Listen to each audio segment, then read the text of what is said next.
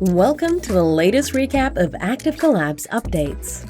This video will show the progress we've made in developing version 8.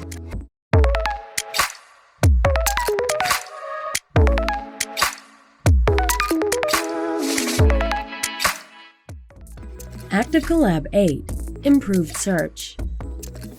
Whether you use a keyboard shortcut or click the search icon, you'll get the same window that you can use to look for everything, everywhere in ActiveCollab by term. On the other hand, you can find tasks and invoices by their ID number. Type in a hashtag and a number, and they'll pop up in the search box. If you open a project and try to search for something, you'll get the option to look for tasks, discussions, or people within that project only. You can add tasks or useful links as shortcuts in the ActiveCollab sidebar if you keep searching for the same tasks or links, so you don't waste any more time trying to find them.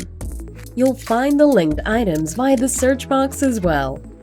ActiveCollab 8 – Task Navigation. We mentioned this feature in our previous recap, and now it's ready to use in the Early Access program. You can open a task within a project and navigate quickly up and down to the next or previous one.